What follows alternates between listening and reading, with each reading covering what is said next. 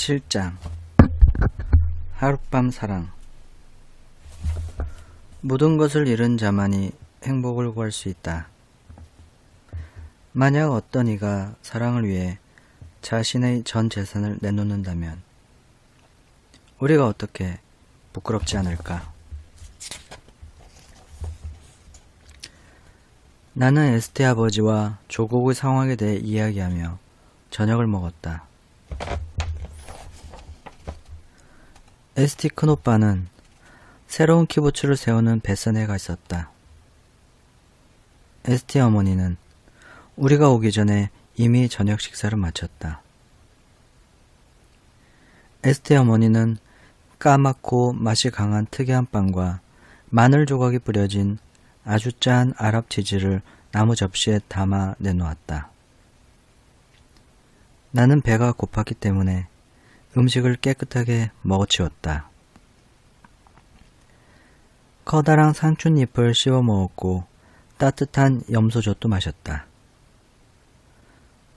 무도 하얗고 맛있는 송이랑 빨간 껍질까지 통째로 다 먹었다. 우리 집, 그러니까 예전에 우리 집이었던 곳에서는 저녁에는 삶은 달걀과 토마토, 오이 아니면 구운 생선을 먹고 요구르트와 코코아를 먹었다. 아버지랑 엄마도 같은 것을 드셨다. 식사를 끝내고 코코아 대신 차를 마시는 것만 빼고. 에스테 어머니는 내일 식사를 준비하러 부엌으로 갔다. 자, 이제 남자 대 남자끼리 할 얘기가 남았군. 에스테 아버지는 신발을 벗어 조그만 의자 위에 발을 올려놓고 조심스럽게 담뱃대에 불을 붙였다. 나는 주머니 속에서 손가락으로 연필깎이를 쥐며 말했다. 정말 감사합니다. 에스테 아버지는 안락의자에, 나는 소파에 앉아서 정치적인 문제에 대해 얘기를 나누었다.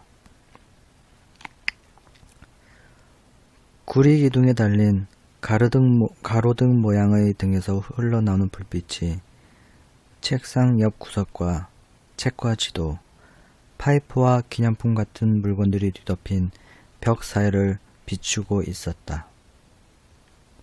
방 안에는 커다란 지구본도 있었다. 손가락으로 조금만 건드려도 계속 돌아갈 것 같았다. 나는 지구본에서 눈을 뗄 수가 없었다.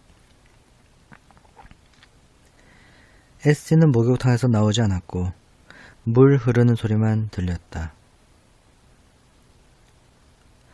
복도 끝 잠긴 문 뒤에서 에스티가 부르는 유행가가 들렸다.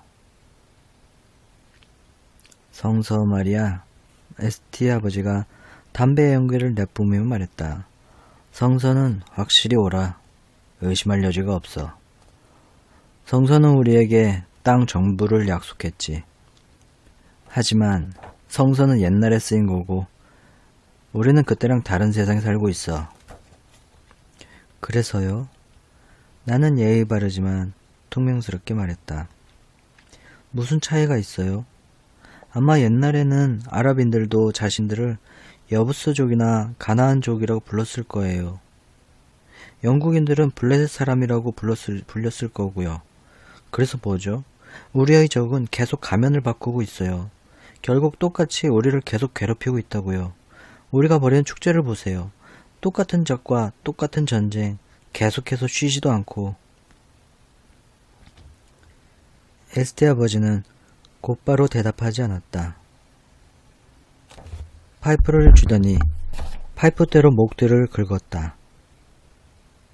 내 말에 대답하기가 난처한 듯. 탁자 위에 흩어진 담뱃재를 조심스럽게 주워서 재떨이해 버렸다.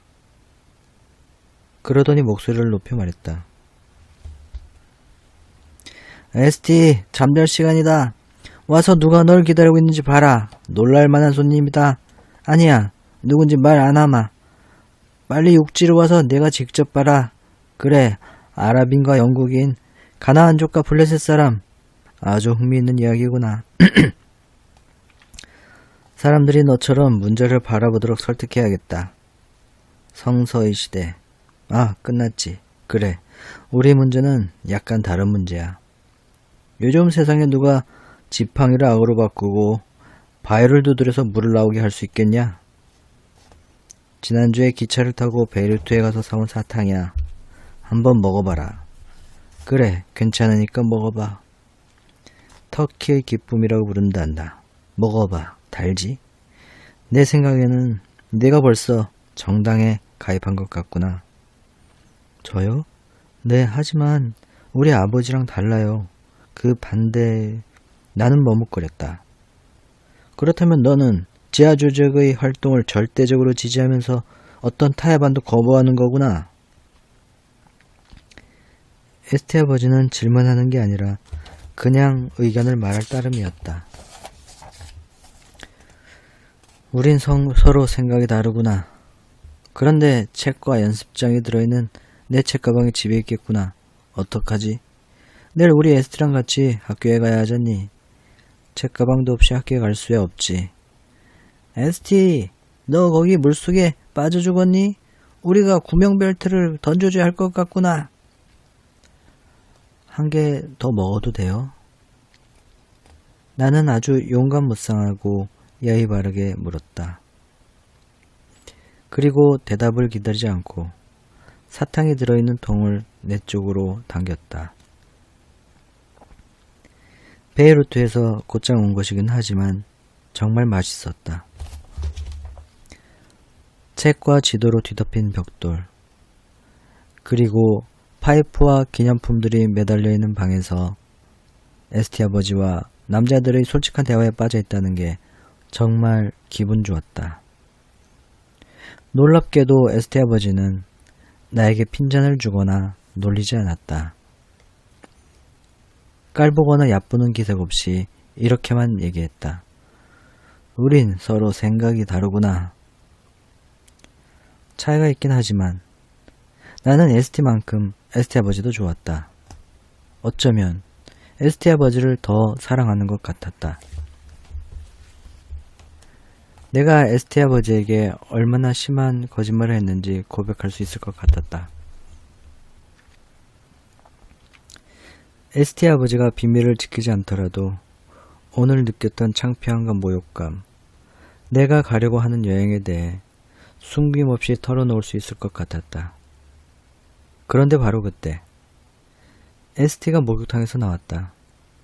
에스티를 깜빡 잊고 있었다. 남자들의 솔직한 대화는 깨졌다. 에스티의 머리카락은 헝클어져 어깨에 흘러넘쳤으며 온기가 남아있어서 김이 모락모락 올라왔다. 에스티는 코끼리 무늬가 있는 잠옷을 입고 있었는데 코끼리 색깔이 다 달랐다. 그리고 발에 맞지 않은 커다란 엄마 슬리퍼를 신고 있었다. 에스티는 나를 한번 슬쩍 바라보더니 아버지가 있는 곳에 가서 앉았다. 나는 소파 위에 던져놓은 날짜 지난 신문이 된 것 같았다. 그날 밤 거기에서 우방기샤리 땅으로 가는 나의 여행은 멈추었다. 그곳에 무엇이 있든 상관없었다. 오늘 에리코에 가셨어요? 에스티가 자기 아버지에게 물었다. 그래. 제가 부탁한 거 사오셨어요? 아니. 너무 비쌌어요? 그래. 다음에 베들레헴에 가면 다시 찾아봐 주실 거죠? 그래. 이거 저 애 사다 준 거예요? 그래. 왜 그래요? 쟤한테 무슨 일 있대요? 에스티는 여전히 내게 눈길 한 번 주지 않았다. 그래서 나는 조용히 앉아 있었다. 부모님이 여행을 가셨는데 열쇠를 잃어버렸단다.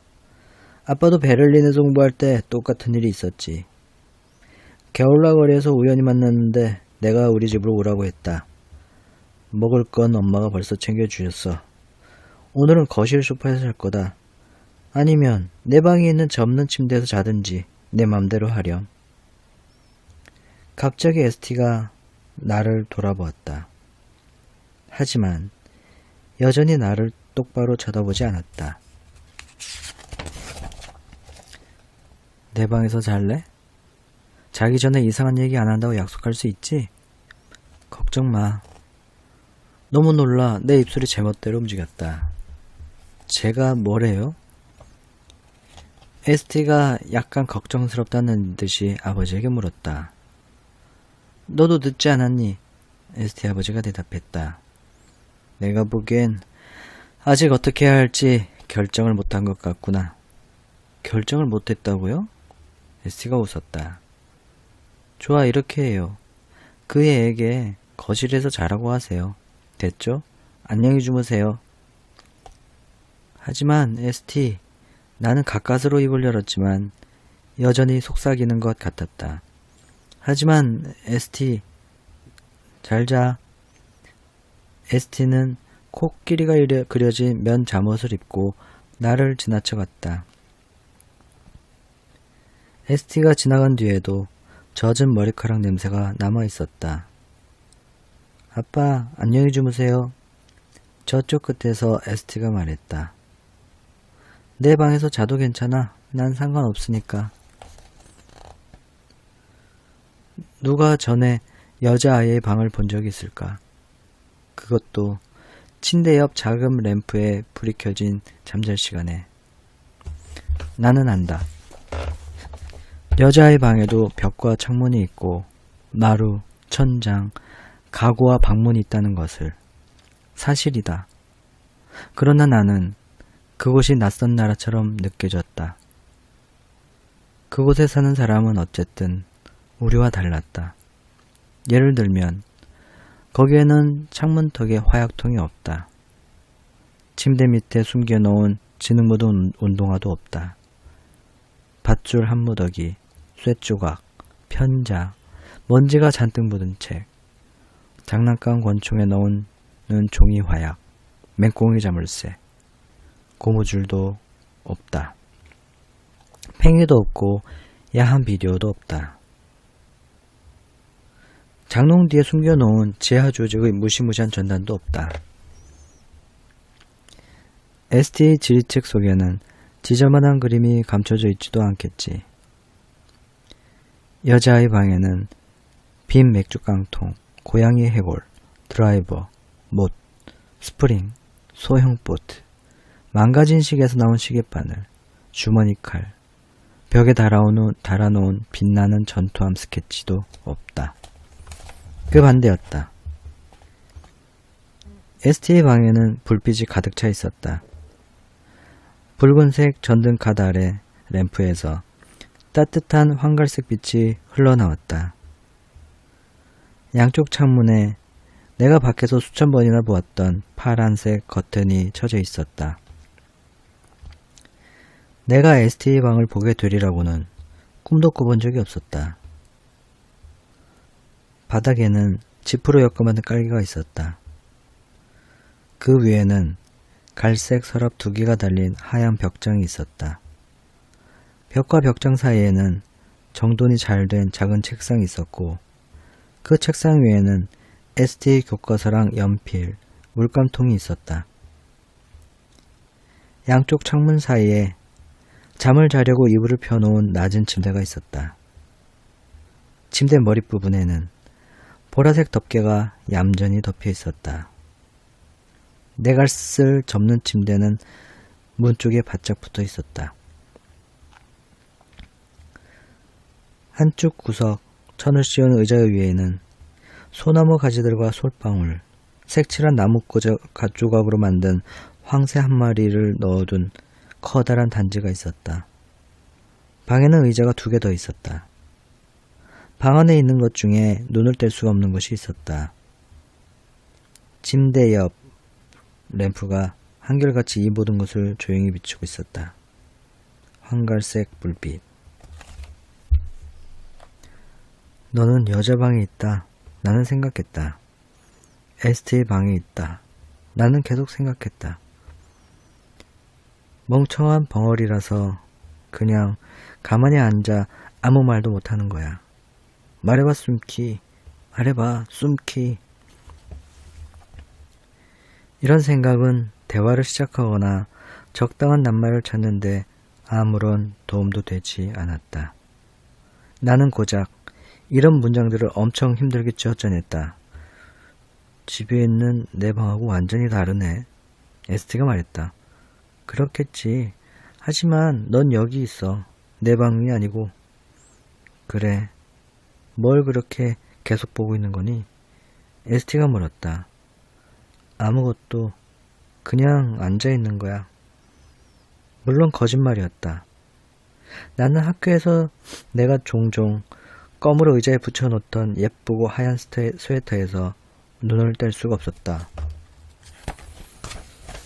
오 하느님, 나를 왜 이리 바보로 만드셨습니까? 나는 왜 태어났을까?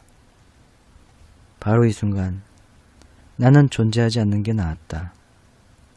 차라리 어디에도 없는 게 나았다.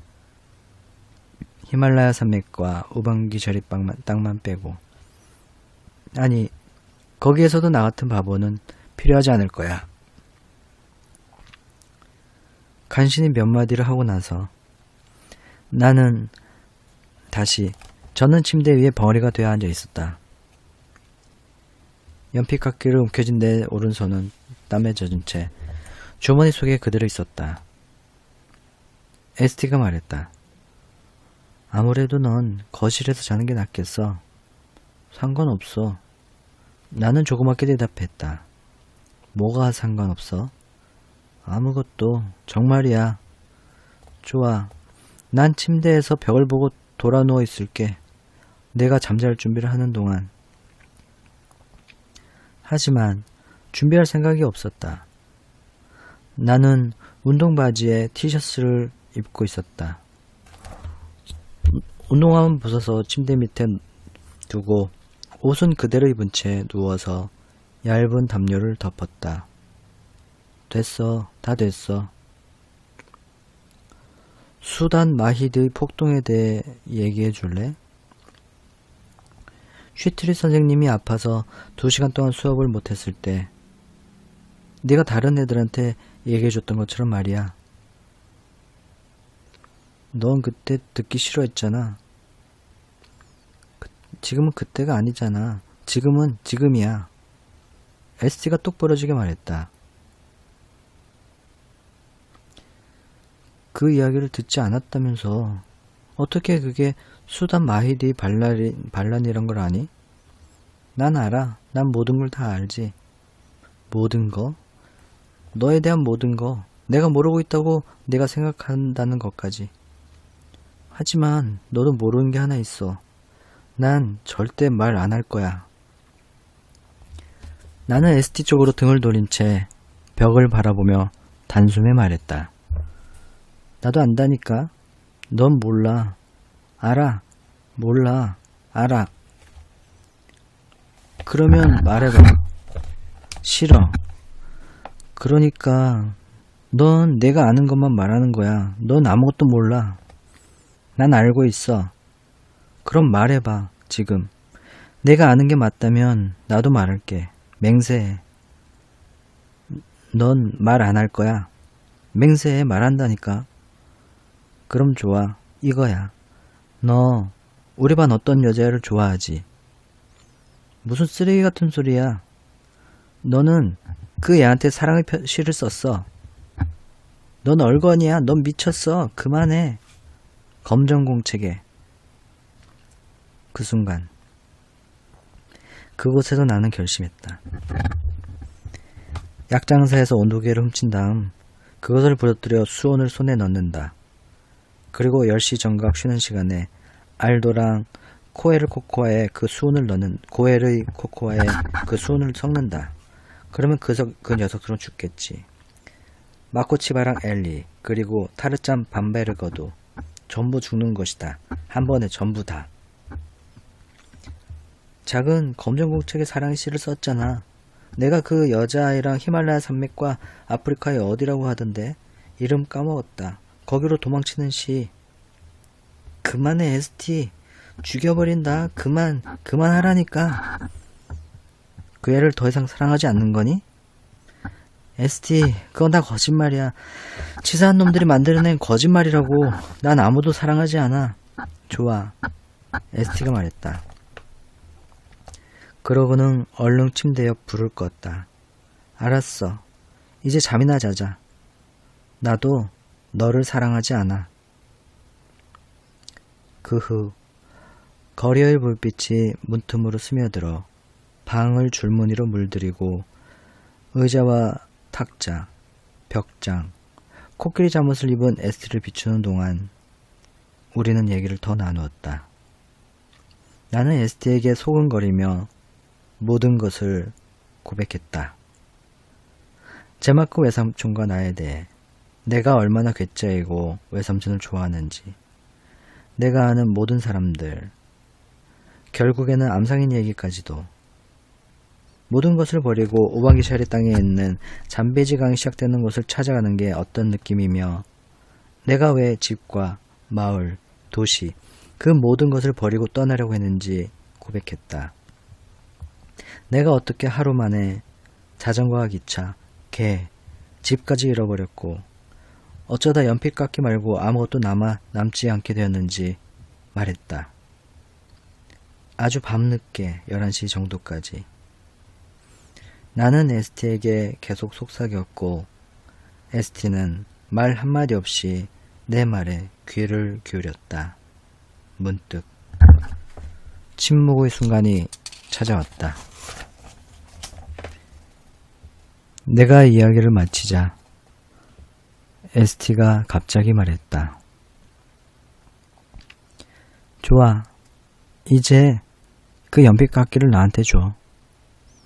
연필깎이? 왜 너한테 그걸 주지? 그냥 그거 나한테 줘. 여기 있어. 이제 날 사랑할 거지? 아니, 이제 조용히 해. 근데 왜 내 무릎을 건드려? 좀 조용히 해. 만날 그렇게 말해서 왜 문제를 만드니? 더 이상 아무 말도 하지 마. 알았어. 그러나 나는 한마디 하지 않을 수가 없었다. ST가 말했다. 됐어. 더 말하지 마. 나는 잠자러 소파로 간다. 아무 말도 하지 마. 그리고 내일도 말하지 마. 잘 자. 우변기샤리 같은 그런 것은 없지만 우리 둘만을 위해서 내가 생각해낸 것은 멋져. 내일까지 안녕.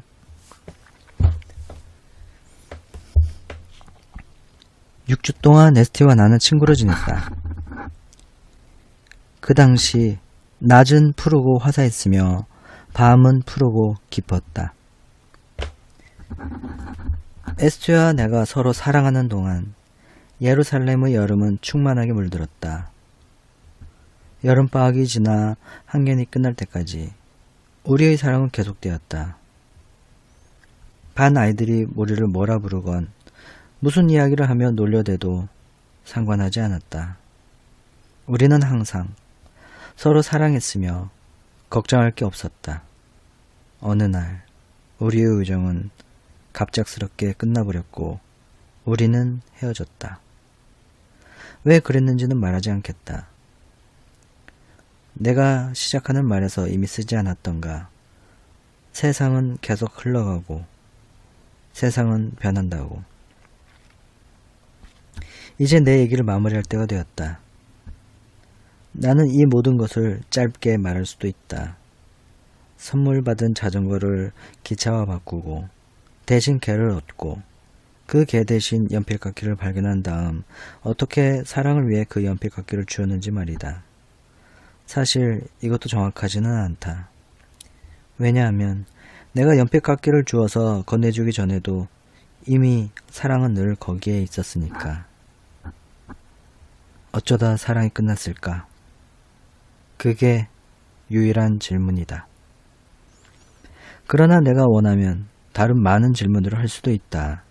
그해 여름, 그리고 그 다음해 여름이 어떻게 지나갔나? 그 다음해 여름과 그 다음, 그리고 그 다음은 어쩌다 ST 아버지가 병에 걸렸을까? 왜 세상 모든 것들은 변하는 것일까? 그리고 왜 우리는 질문을 하게 되는 걸까?